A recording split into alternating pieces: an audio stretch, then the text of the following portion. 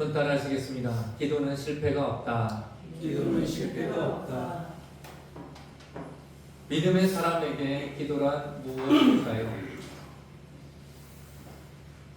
기도에 관해서 수없이 많은 얘기를 듣고 말씀을 듣죠. 그리고 성경을 통해서도 우리가 보게 됩니다. 근데 막상 내가 기도에 대해서 또 말하려고 하거나 나의 기도에 대해서 살펴보면 정말 제대로 내가 기도를 하고 있는가 라는 질문에 선뜻 그렇다라고 말하기가 좀 어렵긴 합니다. 기도에 관해서 책을 이렇게 많이 쓰신 목사님들이 하나같이 하는 말씀들이 있더라고요. 의외로 성도님들과 본인 교회 성도님들이겠죠. 상담을 해보면 기도에 대해서 너무 오해하거나 잘못 알고 계시다라는 거죠. 잘못 알고 있기 때문에 잘못된 기도를 할 때도 있다라는 거죠. 성경에서 기도의 사람들을 쉽게 찾아볼 수 있습니다. 기도의 내용들은 제가 언급하기가 어려울 정도로 많이 있지요. 그 중에서 아주 간략하게 몇 가지만을 살펴보면요. 성경 안에서 수많은 사람들의 기도를 몇 가지를 살펴보면 불확실한 미래를 두려워하지 않고 기도함으로써 하나님의 인도함을 받은 아브라함이 있습니다. 말할 수 없는 고난 속에서 모두가 자기를 외면하고 떠났지만 자기를 비난하지만 마지막 하나 기도의 끈을 놓지 않았던 욥이 있습니다. 광야 40년이라는 긴 세월 동안 수백만 명의 이스라엘 백성들을 이끌었던 기도하지 않고서는 그 일을 감당할 수 없었던 모세가 있었습니다. 우상 숭배에 맞서 자기의 목숨을 아깝게 여기지 아니하고 기도함으로써 하나님의 말씀을 순종했던 엘리야가 있습니다. 어린 나이에 성전에 들어가서 제사장 엘리를 도우면서 이제 성장하면서 자기의 백성 이스라엘을 위하여 하루도 쉬지 않고 기도했던 사무엘이 있습니다. 자신의 민족의 멸망을 아까워하며 안타까워하며 슬퍼하며 눈물로 기도했던 예레미야 선지자가 있습니다. 도저히 이해되지 않는 상황 속에서 계속 기도로 주님께 하나님께 따지듯 기도했던, 그래서 결국 응답받았던 하박국 선지자가 있습니다. 십자가 위에서조차도 자기를 비난하고 저주하던 그 수많은 사람들을 위해 기도하셨던 예수님이 있습니다. 동족으로부터 박해받고 죽음의 위기를 수없이 넘기면서도 끊임없이 기도한 바울이 있지요. 제가 언급하지 않는 수많은 기도의 사람들이 있습니다. 네, 여러분 시편 아시죠? 시편이 150편까지 있잖아요.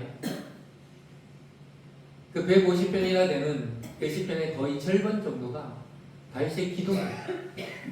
다윗의 기도. 우리는 시편을 노래라고 알고 있지만 그렇지는 않죠. 기도가 노래가 되고 어려움의 부르짖음이 노래가 되고 또 감사가 노래가 되고 찬양이 되고 그렇게 되었을 뿐입니다. 기도는 단순히 부르짖는 것만이 아니라는 거죠. 사람과의 대화가 일방적인 얘기가 아니듯이 하나님과의 대화도 마찬가지라는 겁니다. 오늘 13절부터 저희가 읽었는데요. 13절에 이런 말씀이 나오죠. 너희 중에 고난 당하는 자가 있느냐? 그는 뭐 할 것이요? 기도할 것이요. 고난 중에 기도가 등장을 합니다. 제가 왜 시편의 절반 가량이 다윗의 기도라는 말을 했을까요? 여러분, 다윗이 정말 힘들고 어려울 때 무릎 꿇고 눈물로 기도했던 그 기도의 내용들이 하나님을 향한 나중에 찬양이 되었습니다. 이게 뭔 말이냐면 세상 사람들은 고난을 당하면 좌절과 근심과 염려에 빠지지만 믿음의 사람은요 오히려 기도의 시간으로 들어간다는 거예요. 그 다음에 뭐라고 말씀하고 있습니까? 즐거워하는 자가 있느냐? 그는 뭐 할 것이요? 찬송할 것이요. 믿음의 사람은 어려울 때는 기도하는 것이고요. 기쁜 일이 생기면 찬양하는 것입니다. 그런데 일반적으로 우리가 어려운 일을 만나면 기도가 잘 되는가요? 오히려 기도가 제일 잘 될 때는요, 좋은 일도 별로 없고 나쁜 일도 별로 없을 때 기도를 제일 잘해요. 진짜 어려움이 있으면 기도도 못합니다. 정말 즐겁고 기쁘면요, 이 즐거운 일을 누구한테 말하느라 기도를 못해요. 그렇다면 신앙인은 어떠해야 될까요?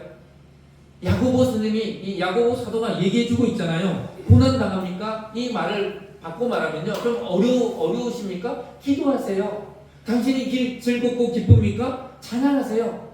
근데 이 기도와 찬양이라는 게 별개가 아니라는 거예요. 그게 하나라는 거예요. 여러분, 찬양하는 거 그게 기도입니다. 기도하는 거 그게 찬양이라는 거예요. 결국 지금의 눈물이 나중에는 뭘로 바뀌어요?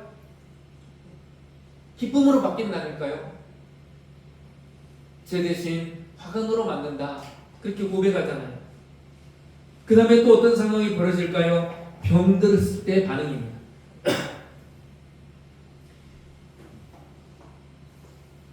14절에 보면요, 너희 중에 병든 자가 있느냐? 그는 교회의 장로를 청할 것이요, 그들은 주의 이름으로 기름을 바르며 그를 위하여 기도할지. 병들었을 때가 뭡니까? 나의 힘으로 뭔가를 할 수 없을 때라는 거예요. 근데 교회 장로, 여기에 교회 장로라는 것은 감독, 목사, 교회 지도자입니다. 교회 지도자를 초청하여 함께 기도하라는 겁니다. 기도도 받고 함께 기도하라는 겁니다.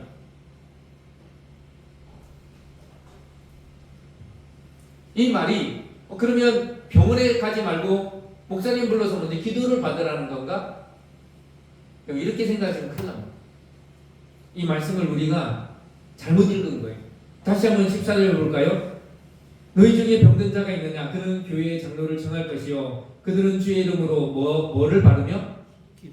기름을 왜 발라요? 여러분에게 멋지게 하기 위해서 머리에 아주까리 기름, 동백기름 바르는 게 아니에요. 이 기름을 바르며라는 게 의료행위예요. 의료행위. 그 당시에 요즘 보면 참 웃기고 이상하지만 이해되지 않지만 그 당시 그게 의료행위라니까요. 제 옛날에 이게 다쳤는데, 여기 다쳤는데 저희 할머니가 여기 된장을 발라줬어요. 된장 바르는 게 뭡니까? 의료행위입니다. 여기서 기름을 바른다는 것은 의료행위도 하면서 기도를 받으라는 거예요. 중요한 것은 의료행위가 전부가 아니라는 거예요. 나 병원에 가서 의사에게 진단받고 주사 맞고 약 먹으니까 괜찮아, 그걸로 끝나지 말라는 거예요. 야고보 사도는 뭐를 말합니까? 함께 모여서 기도하라는 거예요. 기도를 받고 기도하라는 거예요. 여러분, 기도라는 것이 만병의 모든 열쇠의 모든 문제를 해결할 수 있는 뭡니까? 제가 지금 단어가 생각했나요? 모든 것을 만능 키라는, 만능의 열쇠라는 거예요. 그걸 우리가 입으로만 그냥 얘기하지 말고, 우리의 생각으로만 하지 말고, 여러분 어떤 상황이 닥쳤든 여러분 이 모든 문제의 해결은 기도라는 사실을 잊어버리면 안 된다는 거예요. 그러면서 뭐라 말합니까? 믿음의 기도는 병든 자를 구원하리니 주께서 그를 일으키시리라. 혹시 죄를 범하였을지라도 뭐를 받으리라? 사하심을 받으리라. 기도하지 않으면 죄사함의 은혜도 없다라는 거예요. 질병의 치유와 죄로부터의 구원은 그 근본이 같은 데 있다는 거예요. 즉 모든 질병은 죄 때문은 아닙니다. 하지만 죄가 병의 근원일 수 있다는 거죠. 여러분, 이 얘기를 누가 합니까? 사도 바울이 합니다. 고린도전서 11장 29절에서 30절 이렇게 말을 하지요. 주의 몸을 분별하지 못하고 먹고 마시는 자는 자기의 죄를 먹고 마시는 것이니라. 그러므로 너희 중에 약한 자와 병든 자가 많고 잠자는 자도 적지 아니하니. 이 말씀이 뭘까요? 그냥 읽으면 무슨 뜻인지 잘 모르고 넘어갑니다. 성찬식에 관련된 이야기를 하면서 사도 바울이 이 얘기를 합니다. 사도 바울이 고린도 교회를 향한 이 말씀은 내가 꼭 해주고 싶었어 라는 그런 마음에서 이 얘기를 하는 거거든요. 너희 중에 병든 자도 있고 또 죽은 자도 있지 않느냐. 그것이 그냥 병으로 인하여 죽고 병든 게 아니라는 거예요. 죄가 있다라는 거예요. 죄의 근원으로 그렇게 되었다라는 거예요. 모든 것이 다 죄 때문은 아니지만 그렇기 때문에 너희도 자기의 죄를 다 고백하고 자백하고 회개해서 그리고 난 뒤에 성만찬을 하는 거예요. 성찬식에 참여하라는 거예요. 그렇지 않으면 너희의 그 죄로 몸이 약하게 되고요. 병이 들기도 하고요. 그리고 죽기도 한다라는 거예요. 오늘 본문 16절에 그러므로 너희의 죄를 서로 고백하며 병 낫기를 위하여 서로 기도하라. 의인의 강구는 역사하는 힘이 크민이다. 이렇게 말씀하고 있거든요. 근데 오늘 이 16절이 오늘 본문의 하이라이트입니다. 핵심이에요. 저는 오늘 이 말씀을 여러분들과 정말 나누고 싶었어요. 어떻게 보면 지금까지 제가 말씀드린 건 서론이에요. 오늘의 설교 제목 기억하십니까? 기도는 실패가 없다. 오늘날 우리가 잃어버린 능력 중에 하나가 기도의 능력이에요. 기도하면 막 놀라운 일들이 일어나냐? 그 얘기를 제가 하고 싶은 게 아니에요. 그게 사실이지만 제가 그것을 강조하고 싶은 게 아니에요. 오늘 16절에 보면 너희의 죄를 서로 뭐하며? 없어요. 16절 너희 죄를 서로 뭐하며? 고백하며. 조금 넘기면 있을 겁니다.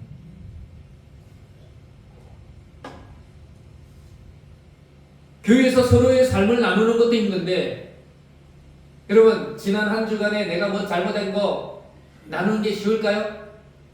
내가 그냥 나의 어떤 지난 한 주간의 삶이 이랬다 라고 얘기하는 것조차 요즘 현대인들은요 나누기 싫어합니다. 믿을 수 없다라는 거죠.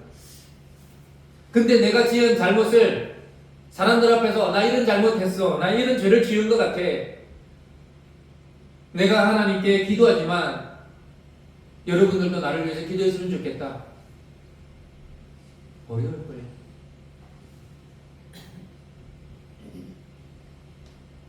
그런데 그렇게 해야 그게 교회라는 거.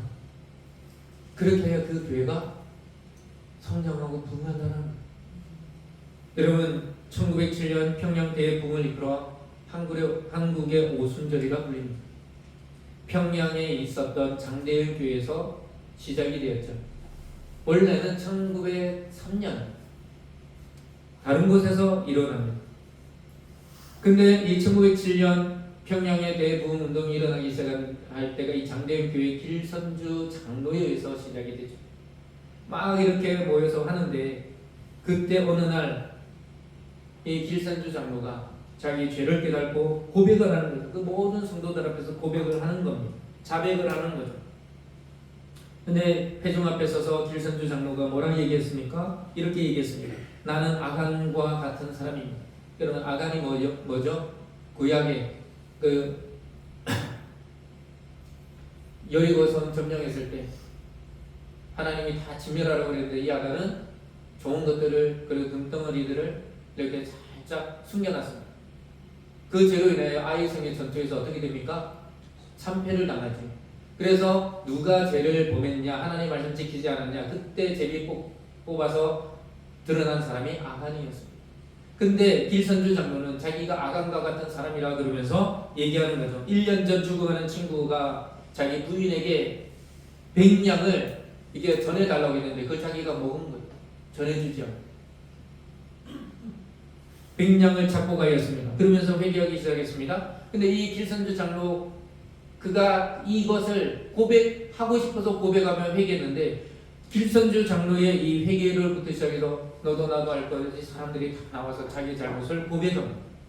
근데 그때 그 자리에 있었던 훗날에 그때는 평신도였지만 나중에 목사가 된 김양선이라는 분이 나중에 회고를 하면서 이런 글을 남깁니다. 그때에 인간이 범할 가능성이 있는 모든 죄는 다 고백돼요.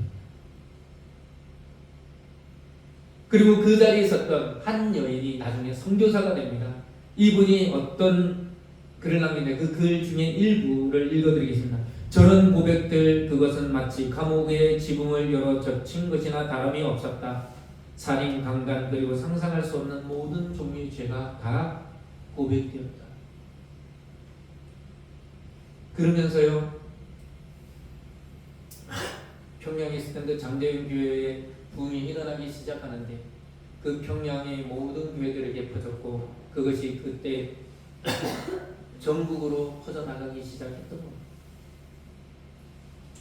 자신의 죄를 고백하며 서로를 위해 함께 기도했을 때 교회는 부흥이 일어납니다. 여러분, 전도 많이 한다고 부흥이 되나요? 전 전도를 비하는 게 아니라 전도해야 되죠. 당연히 해야 되죠. 그게 아니에요. 여러분, 사람을 변화시키는 건요, 성령님이 하시는 겁니다. 성령님이 언제 임하시죠? 우리가 회개할 때 그곳에 그 사람의 그 심령 가운데 임하시는 거예요. 우리가 회개함이 없이 성령의 역사, 성령의 임재 없어요. 17절과 18절을 보면요, 야고보는 이렇게 말합니다. 엘리야는 우리와 성정이 같은 사람이로되 그가 비가 오지 않기를 간절히 기도한즉 3년 6개월 동안 땅에 비가 오지 아니하고 다시 기도하니 하늘이 비를 주고 땅이 열매를 맺었느니라. 우리가 알잖아요. 그 갈멜산에서 갈멜산 대첩이라고 하죠. 그 바알과 아세라를 섬기는 그 제사장, 이방 제사장들과 대결하고 싸워서 이깁니다. 그리고 그들을 다 죽이고 거기서 무릎을 꿇고 기도하여 간절히 기도했을 때 손바닥만한, 저 멀리 손바닥만한 구름이 일어나기 시작해서 엄청난 비를 내립니다. 그것이 바로 엘리야의 기도이지요. 근데 야고보는 이렇게 말합니다. 엘리야가 대단한 사람이어서가 아니라, 특별한 사람이어서가 아니라 우리와 성전이 같은 사람, 너와 나와 할 것 없이 같은 사람이다. 조금 더 뛰어나거나 그렇지 않은 사람이라는 거예요. 근데 왜 엘리야는 특별한 사람이었을까요? 그는 기도의 사람이었기 때문에 그가 기도했을 때에 특별한 능력이 나타난 겁니다. 다시 말하면 우리가 기도할 때에 특별하신 하나님이, 능력의 하나님이 우리와 함께 하신다는 사실을 믿으시기 바랍니다. 이 말을 바꿔 말하면요, 우리가 특별한 것이 아니라 우리가 기도할 때에 하나님께서 우리를 특별하게 만드신다는 거예요. 이제 우리의 기도는 능력을 회복해야 합니다. 우리가 잃어버린 능력, 그것은 바로 기도의 능력임을 우리는 깨달아야 합니다. 저와 여러분의 삶에 하나님의 능력을 힘이 있는 방법은 기도밖에 없습니다. 오늘 이 시간 특별하신 하나님, 능력의 하나님, 은혜의 하나님을 만나는 은혜가 있기를 축복합니다. 오늘 말씀을 통하여 나는 평범한 사람이지만, 나는 아무것도 할 수 없는 사람이지만, 나는 미천한 사람이지만 나는 기도할 수 있기 때문에 그 기도 가운데 임하시는 하나님을 경험하는 믿음의 삶이 되기를 축복합니다.